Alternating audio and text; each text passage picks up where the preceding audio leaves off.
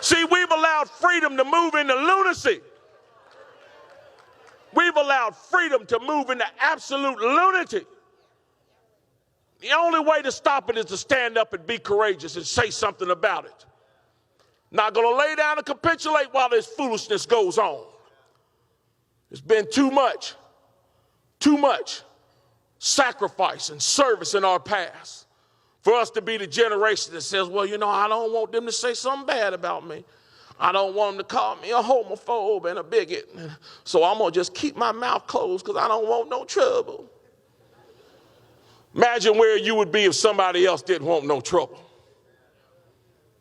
Imagine where this nation would have been if the men at Bunker Hill didn't want no trouble. They want to just stay in the house and say, you know, I know the British are here to get our guns. Let them have them because I don't want no trouble.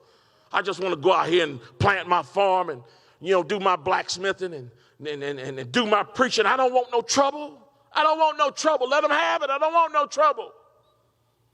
Imagine what it would have been like when the Democrats, and yeah, I call them the Democrats, decided they were going to make their own nation because they didn't like our Constitution. Does that sound familiar to you?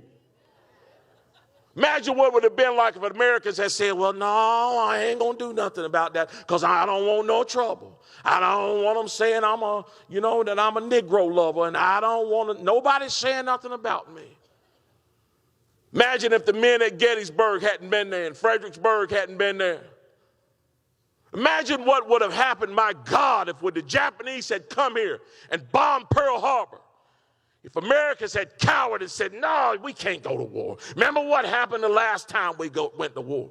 We got all them letters on the doors and all them boys came home under flags and they were buried across the sea and never came back. We don't want no more trouble like that. Just let them have it. Let them have what they want to do. We got to deal with them Nazis. No, we don't want no trouble. Imagine what would have happened if we had just watched the communists continue to take nation after nation and hadn't stood up in Korea because we didn't want any trouble. Hadn't stood up in Vietnam because we didn't want any trouble. Hadn't stood up during the Gulf War because we didn't want any trouble. And hadn't stood up after 9/11 because we didn't want any trouble. See, trouble is good. Trouble is good. Yeah, it is. It's good. Sometimes it's good to run dead into it. Because when freedom is at hand, when freedom is being threatened, it's a call. It's a call to run towards trouble.